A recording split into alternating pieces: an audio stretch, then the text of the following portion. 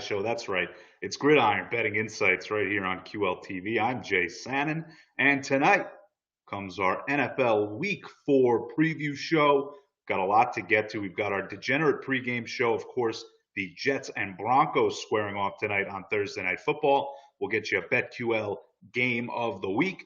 Quick slants where we go through every game on the NFL schedule, break it down from a bettor's perspective really quickly. That's why it's named Quick Slants, I suppose. And I will get you my NFL picks for week 4. Don't forget, last week we went 5-1 on spreads and totals, bringing us to 11-5-1 here on the show so far this season. Of course, thank you to everybody tuning in live on Thursday night or whenever you're catching the show on demand. If you are watching live, whether it's on Twitter, Facebook, YouTube, I think Twitch has an option as well.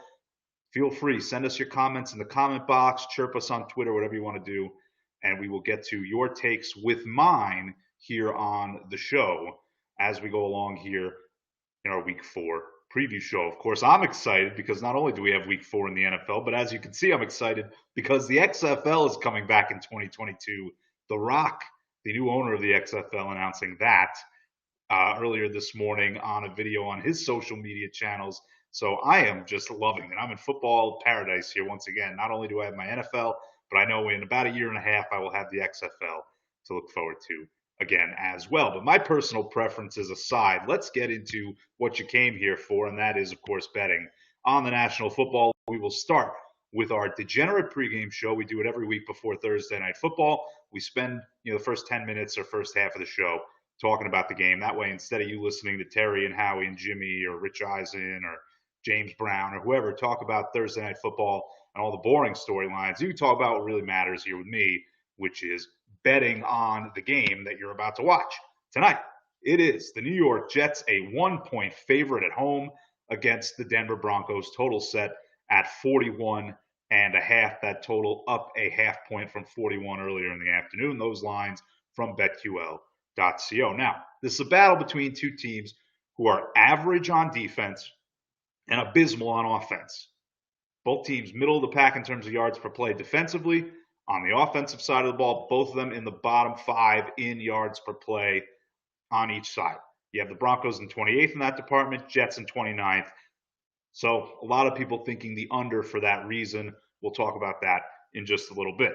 First, let's talk about the Broncos. 0-3 so far this season, but they have played 3 opponents who have gone a combined 8-1 so far on the year, having lost to the Titans, undefeated, Steelers, undefeated, Tampa Bay Buccaneers lost in week 1. They've won 2 straight games since then. 45 points scored this season for the Broncos. That is worse than all but 2 teams in the National Football League so far this year. One of them happens to be the team they're playing tonight, the New York Jets. The other one happens to share a stadium with the Jets, the New York Giants. So outside of East Rutherford, New Jersey, the Denver Broncos, the lowest scoring team in the NFL so far this season.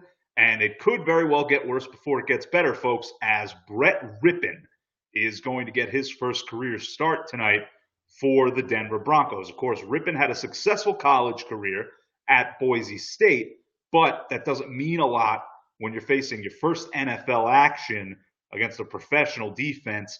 And oh, by the way, you and the whole team have only had 3 days to prepare for this experience. So it's going to be interesting to see how Rippon adjusts, how the offense does. Of course, no Cortland Sutton, Philip Lindsay questionable. I'm assuming by now his status has been announced as we've been in pre-production. Haven't seen an update as of yet, but I'm sure that we know at this point what his night's going to be looking like. Either way, not an enviable task for a quarterback to deal with. And we have Marco here checking in saying he's going with his Broncos tonight. I'll let you know in just a couple of minutes how I feel about the game. Now let's move on. We'll talk about the New York Jets. This, by the way, could be the last time we see Adam Gase and his really big bulged out eyes coaching the New York Jets, depending on how things go tonight. Jets also 0-3 this season, and it hasn't been all that impressive. 37 points scored in total in 3 games, the lowest point total in the National Football League so far this season. They lost to the Bills in week 1. Lost to a banged-up Niners team in week 2, and that's worth mentioning because it's not like they lost to the defending NFC champions. They lost to a team that put Nick Mullins in the game for an extended period of time because of the injury to Jimmy Garoppolo. So that's concerning. And then, of course, they get absolutely mauled by the Colts last week. Sam Darnold throwing a couple of pick sixes, certainly something to keep an eye on in this game, as you have a feeling a turnover and a return by one of these defenses could really be the difference in a game between two lackluster offenses. Again, just keep that in the back of your mind as the game goes along. Sam Darnold, one of three quarterbacks in the NFL this season, averaging less than 6 yards per attempt on the season. The other two, Carson Wentz, who's been having a horrible season, and Joe Burrow, who, of course, everybody knows my feelings on him so far. He played better in week 3, but I am not impressed with his pro prospects as a whole. So not quite elite company for Sam Darnold through the first 3 weeks of the season. We'll see if he can pick it up here at home in what's really a must-win game for both of these teams. Now, injuries, a huge issue for both sides. Of course, we know the Denver Broncos injury problems are well documented. As I mentioned, Phillip Lindsay up in the air tonight. No Drew Lock. They're sitting there, Jeff Driscoll, the backup quarterback. So that's why they're down to Brett Rippon. Of course, Von Miller, Cortland Sutton, AJ Boye, all dealing with injuries for the Broncos that are really depleting the talent pool there in Denver. And of course, the Jets not immune to the injury bug either. No Le'Veon Bell, no Brashad Perriman, although Jamison Crowder at wide receiver might play, finally a decent weapon in the passing game for Sam Darnold to throw to. That could be a huge factor in this game, as both of these teams are so talent poor on both sides of the ball, both just organizationally speaking right now where they are, and the injuries exacerbating their problems on both sides. It could be a Jerry Jeudy versus Jamison Crowder type of event where they're just getting over targeted on both sides. I'm not on any props for this game, but if you were to get on some, you might want to consider the overs for both of those receivers, as they should be far and away the leaders in targets for both sides. Now, we talked at the beginning of the season when we did our division previews and we did our early, our week 1 look aheads about how important continuity was going to be early this season. Without fans, things are a little weird for both teams in every game. Having continuity in your roster is so important, as you can kind of steady the ship just by having a rapport with the other 52 guys on your roster. None of that for either of these teams through the injuries that they've suffered so far this year. And that's why we've seen them both look so disheveled on that side of the ball throughout the season. Not sure that's going to stop here tonight. Now, sharp money coming in on the Jets, especially today. The Jets were a sizable dog earlier in the week. Line was around a field goal at open, if I remember correctly. Now the Jets a 1-point favorite. 67% of the money coming in on the Jets per BetQL as of this afternoon. Only 48% of the tickets on the Jets. So some bigger wagers in on the Jets compared to the Broncos throughout this week. Do I think that matters in a game like this? It's interesting, but let's be honest, with all of the turmoil and all of the tumult for both of these teams, I mean, we don't know what we're seeing from one quarterback yet tonight entirely. Are the Broncos going to go vanilla? How well does he know the system? We don't know any of that. And then for the Jets, are they going to lay down as a, you don't expect the players to lay down entirely, but is there going to be a little bit of a drop off within the back of their minds, the knowledge that a poor performance here and we might be blowing this whole thing up. We might end up with a coach who might be more fit to lead us in the future. We don't know any of that on either side. Because of that, I don't have a play on this game. I can't justify a position on either team. I also can't trust either offense to move the ball. But again, with the potential for turnovers, short fields, sudden change, I don't want to go the under either. So really no feel either way on a total for me, no feel on a side. I'm going to sit this one out. Last week, of course, we played the Dolphins successfully against the Jacksonville Jaguars. I am not going to push my luck on Thursday Night Football. But I do think it'll be an interesting game. And I think it has some pretty wide-reaching implications across the NFL. Number one, are we going to see Adam Gase gone after tonight? And number two, how does this impact the race for the number one pick in the NFL draft? As a New York Giants fan, I'd love for both these teams to come out and just have a good old-fashioned tie. Let's go out there and have a draw like you're playing in the English Premier League so that the Giants automatically move ahead of both teams in the chase for Trevor Lawrence and other elite players. We've got the Bofa boys checking in. They're picking the Jets, and I wish those boys good luck because I do not have the intestinal fortitude, I'll say it that way, to take either side in this game. Now let's move on to a game that I think, in fact, I know will be of a little more interest to NFL fans and bettors heading into this week. It's going to be our BetQL game of the week, and it's going to be between the New England Patriots and the Kansas City Chiefs. Patriots a 6.5-point dog heading into Arrowhead. Total 53 for the game. Of course, the Chiefs coming off of a huge win at Baltimore against Lamar Jackson and the Baltimore Ravens on Monday Night Football. Nice little win there for the Patriots as well. Double-digit win at home over the Las Vegas Raiders. But a situation here where I would look toward the Chiefs potentially having a letdown here. You come home after a huge win. More importantly, you're on a short week. We know Andy Reid, great off of bye weeks, extended periods of rest, not so much off of the shorter periods. And of course, no team is better off of short rest. So that all kind of checks out. But you'd be worried about that with Kansas City, especially against a team coached by Bill Belichick, who's always going to have his guys ready to go. How does that one less day of prep affect a team going into a game of this magnitude? I guess we'll find out. Pats have won 2 out of 3 against the Chiefs straight up over the last couple of seasons. That also includes their AFC title game matchup, which of course you could say the Chiefs should have won, but they didn't. They had to jump off sides, lost in overtime. Everybody was very sad as they did not get to see Patrick Mahomes in the Super Bowl that year. They had to wait one more.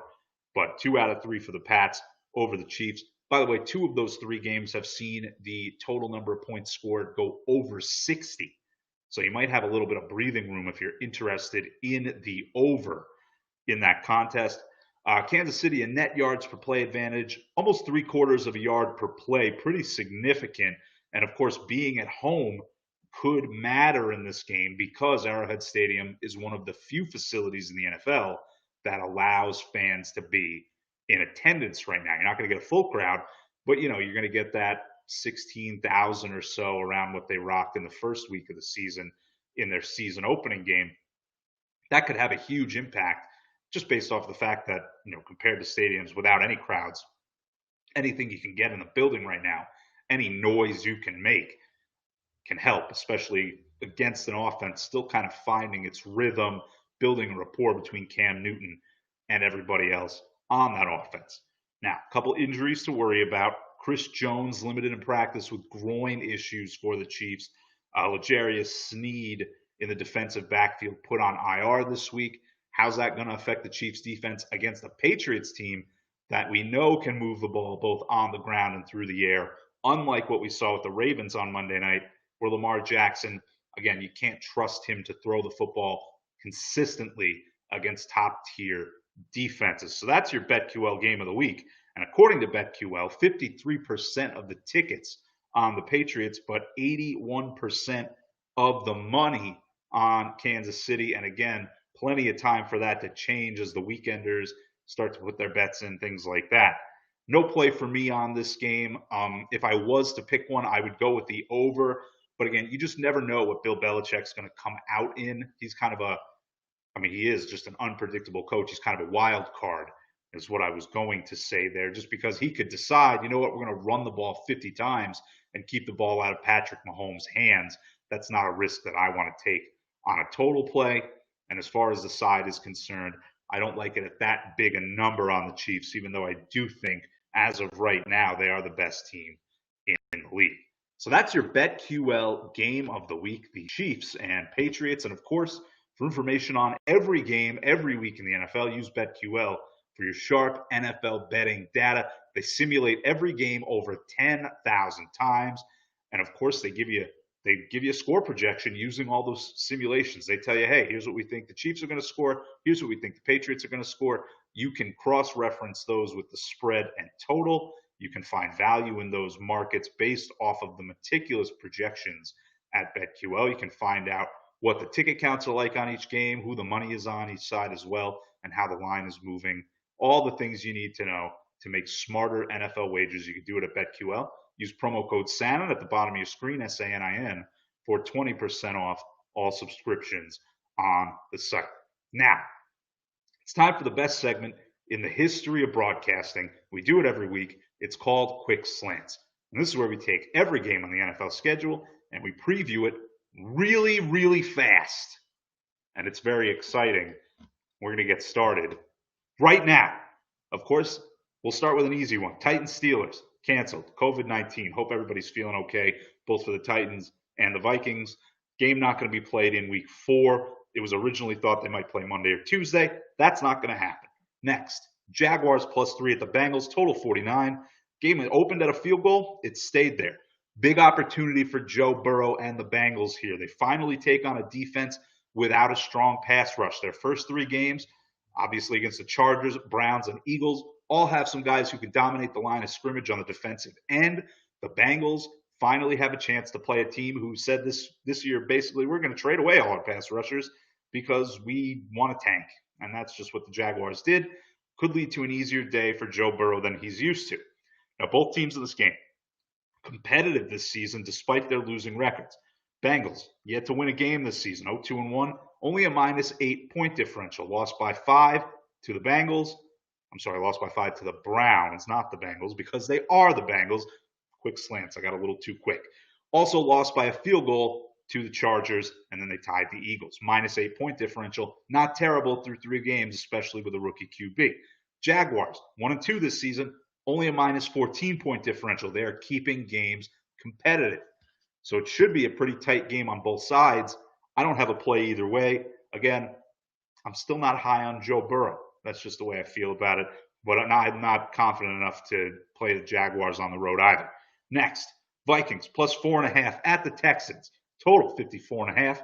Game opened Houston -4. It's gone up a half point since then. Battle of 0-3 teams here. Both teams also tied for the toughest strength of schedule in the league, having played opponents with a combined record of 8-1. Of course, 3 of those 8 wins on both sides coming against these 2 teams. Vikings, more explosive offensive team. Kirk Cousins still getting the ball to Adam Thielen, pretty effective despite not having Stephon Diggs in the equation. Texans, better defensively by all metrics so far this season. But 2 desperate teams coming into a game they both have to have if they want any chance at grabbing one of the 7 playoff spots in their respective conferences. That's going to be a no from me, dog. I'm staying far away from it. Moving on here in quick slants. Here's a game I like a lot. Saints -4 at the Lions. Total 54. Game open Saints -4.5. It's gone down a half a point. I'm going to take the Lions here at +4. I like them to cover the spread. Here's an interesting number. Drew Brees averaging 7.3 yards per attempt this season. Pretty middle of the pack number in terms of his yards per attempt average. But get this, most of his yardage coming after the catch. How do we know that? NFL Next Gen Stats gives us intended air yards for each attempt. Tells you how far down the field a quarterback is throwing the football each time he lets it go. Tells you how much time he's got in the pocket, but it also tells you what kind of arm strength you're dealing with, what kind of offense you're dealing with, whether it's a dink and dunk or a more vertical attack. Guess what? Drew Brees, dead last in intended air yards. Throwing the ball down the field, 4.8 yards per attempt. That is over a full yard less than the next lowest rated quarterback in that metric, who was Jared Goff, averaging 6 intended air yards per attempt. So this is like a dink and dunk offense to the extreme here with the Saints. I don't think that's going to get the job done against the Lions team that at least has proven capable of moving the ball offensively. They're a team that's scored in the 20s all 3 games so far this season. I expect that to continue here. And I think that's really all it's going to take against a Saints offense that just has not gotten into gear, because their quarterback at this point in his career seems pretty washed up. I think the Lions get it done. I don't know if they win the game, but at the very least, you're going to get one of those typical Lions games where something weird happens at the end and the game is decided by a field goal. Lions cover with the 4. Next, Colts -2.5 at the Chicago Bears. Total 43 points. Game open Colts -1. It's increased since then. Of course, Nick Foles getting his first start as the quarterback of the Chicago Bears. He came in last week, led a comeback victory against the Atlanta Falcons, but this is a big test for him, and I'll tell you why. Indianapolis Colts allowing 4.4 yards per play this season. That's number 1 in the NFL. metrics point to the Colts winning this game handily, but we don't know what to expect out of the Chicago Bears with an entirely new quarterback leading them. Hard to tell based off of playing one half against the Falcons because, as we all know, the Atlanta Falcons cannot play a full 60 minutes of football. They just can't do it. So we're going to stay away from this game, although wouldn't be surprised if the Bears showed up at home with the kind of added boost of a new quarterback. Now that you know Mitchell Trubisky is not going to be your guy, we'll see how that works out for them. Next up, Chargers +7 at the Bucks. Biggest line move of the week, at least outside of the crazy huge spreads so far in week 4. Total 43. This opened at Bucks -4.5, all the way up to 7. Tyrod Taylor unlikely to play this week due to the punctured lung that he suffered at the hands of his own team's doctor. Very unfortunate. But Justin Herbert's been okay in his place, averaging 7.8 yards per attempt, averaging 320 yards per game as the replacement to Tyrod Taylor. Now, here's an interesting angle. Joey Bosa in this game, questionable for the Chargers. If he can play, getting 7 points with a great pass rush to get after a Tom Brady who has certainly not been impressive so far this season. Brady 25th in the league in yards per attempt so far this year. If you can get a strong pass rush after him, I think the Chargers could very well cover this game. Without knowing the status of Bosa, we're going to hold off, though the 7 is appealing in this game. Next up, a game where the line has dropped against the favorite by 0.5 point. Seahawks -6 at the Dolphins, total of 54. Open Seahawks -6.5. 2 of the bottom teams in the league in terms of yards per play defensively, both averaging 6.5 yards allowed per snap by their opponent. Here's the difference between these teams. Seattle averaging over 1.25 yards more per play on offense. And of course, the reason for that, Russell Wilson. Wilson looking like an MVP so far this year. Of course, we told you to take him at 8-1 in our NFC West preview. And averaging 9 yards per attempt, it's hard to argue with him being the early front runner for that award. Ryan Fitzpatrick, he's averaging 7 yards per attempt. 2 yards per drop back difference between these two quarterbacks anytime they can actually get rid of the ball. Making things worse, Byron Jones, cornerback for the Dolphins, still questionable due to injury. Seattle could really light up the scoreboard here. I do expect them to cover at any number under 7 points in this game, even though going east could be a problem. I think that no crowd, or at least a limited crowd down there in Miami, is going to be a big difference maker for an offense that is clicking on all cylinders in Seattle. Next game, a game that I told you I liked on Tuesday, the Arizona Cardinals. I took them at 3 on Tuesday. I took them at 3.5. They are now at 3 as a favorite at the Carolina Panthers. Total 51 points. Teddy Bridgewater, 2 touchdown passes in 3 games so far this season. Not enough to get the job done against an explosive Cardinals offense. And of course, without Christian McCaffrey in the equation for the Panthers, Bridgewater is going to need to be more productive than that. It just has not happened so far. Panthers defensively struggling as well. They did well last week against the Chargers, but of course, that was against Justin Herbert, a rookie quarterback who, by the way, just heard his coaching staff say, yeah, Herbert's not our guy yet. So not super impressed with that by the Panthers, especially given how much they struggled against Derek Carr and the Raiders and Tom Brady and the Buccaneers in the 2 weeks prior to last week's contest. I think Arizona is going to move the ball effectively here. They're going to put up a lot of points. Carolina might put up some points too, make no mistake about it. But I think the Cardinals cover the spread here as a field goal favorite, especially if you can get that key number of 3, as I failed to do apparently when I locked it in on Tuesday. Next up in quick slants, Browns +4.5 at the Cowboys, total 56. This game opened at 4.5. It stayed at 4.5. Neither team has played a tough schedule so far this season. Dak clearly the better quarterback, but I do not have faith in this Cowboys defense. We've seen them now back-to-back weeks got lit up by the Atlanta Falcons, even though they came back to win the game, got lit up by the Seattle Seahawks. And although there's no shame in that, 2 straight weeks of getting lit up. And now you face an offense with Baker Mayfield, who's certainly not the focal point, but he's got a ton of weapons. Obviously, Kareem Hunt, Nick Chubb, Odell Beckham, Jarvis Landry, ton of weapons to throw to. I do not think the Cowboys' defense holds up in this game, so I'm going to stay off it. Again, I don't think either defense overly impressive. I think we see another high-scoring game for the Cowboys this week. Game that I'm on, Baltimore Ravens, 13-point favorites at the Washington football team. The Battle of the Beltway total is 45, and I think we see an over here. This is the type of game that Baltimore usually wins big. They are fresh off a loss against another elite team in the Kansas City Chiefs, playing a bad team this week, and these are the kind of games where Lamar Jackson shines because he's better able to throw the football. Of course, no Chase Young more than likely for the Washington football team. Going to help him as well. Even if he does have to run for his life, he can do that because he's the fastest quarterback in the league, maybe that we've ever seen.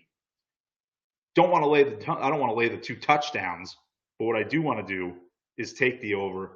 Washington, they'll get on the board as well. We might see some garbage time action from them, but I think 45 is a very low total. I think it's an overreaction to how bad the Ravens offense looked for the majority of their game against the Chiefs there on Monday night. Another giant number, pun intended. It's the New York Giants, 13-point dogs at the LA Rams, total 48. This opened, by the way, this is the biggest line move of the week. Rams were -9, went all the way up to 13. Very interesting. Rams better than the Giants in every conceivable facet of the game. Rams, though, off a tough loss, off a tough travel schedule. They've lost to the Bills, but more importantly, they've gone to Philly, back to LA, to Buffalo, now back to LA. Sure, they're at home here, but you might have a gas team after all of that. Giants traveling west for this game. I don't like this game only because the number has gotten so out of control. It opened at 9. If you could have gotten it under the 10, maybe. But laying this many points with so many travel factors in play, that's going to be a no from me. We're going to pass there. Next up, Bills -3 at the Oakland Raiders, total 53. This game opened Bills -2. Bills 3-0 team, very trendy right now. You can see a lot of people jumping on their bandwagon as they are one of the few undefeated teams remaining in the league. Raiders, an impressive 2-1 so far this season. Lost to the Patriots, but a couple of nice wins before that, including their home opener, their stadium opener against the New Orleans Saints. Nothing wrong with the way they've played so far this season. Both teams in the top half of the league offensively in terms of per play, and in the bottom half of the league defensively. Now, that would normally scream to me, take the over. But I think the under is the right move here. Injuries to John Brown in the receiving corps for the Bills, injury to Henry Ruggs in the receiving corps of the Raiders. We don't know if either of them are going to play. If they do, they will not be at 100%. I think that is a key factor. I also think the Raiders played some good defense at home in their first home game. Wouldn't be surprised if that continues. I think Bills solid defensively as well. I think you're not going to get a low-scoring game, but you do have some room here at 53 for the score to stay under. Even something like a 27-24 does not do you in. I think that's good enough to justify an under look here. Eagles +7 at the Niners. And this is a game I want nothing to do with. It opened at Niners -3.5. The Niners destroying the Giants last week, combined with a disappointing tie for the Eagles, giving you the number that you have now at 7. Again, Carson Wentz and the Eagles offense have struggled mightily so far this season. Wentz last in the league in yards per attempt so far this season. Multiple members of the Eagles offensive line on the injury report again this week. Lane Johnson and Jason Peters. We don't know if they're going to see action this week. Niners likely to be without Jimmy Garoppolo again. Way too many injury variables in this game, and not enough of them on one side to where there's really an angle to go one way or the other. Going to sit this one out on Sunday Night Football. Monday Night Football. Falcons, dogs at the Packers, total 56.5.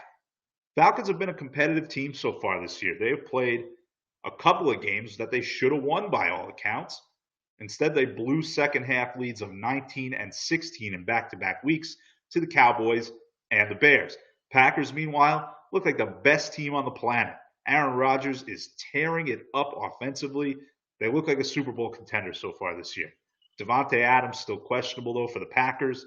And against a team that has shown flashes in the Falcons, I don't want to lay a touchdown. I think there are better value spots available. I'm going to sit this game out on Monday night and just hope that the Falcons can put together 60 minutes of consistent football. Whether it be consistently good or consistently bad, I'm not sure I care. I just want to see them put together one cohesive football game before I consider backing them one way or the other as the season goes along. So that's quick slants. Those are your week 4 previews across the NFL.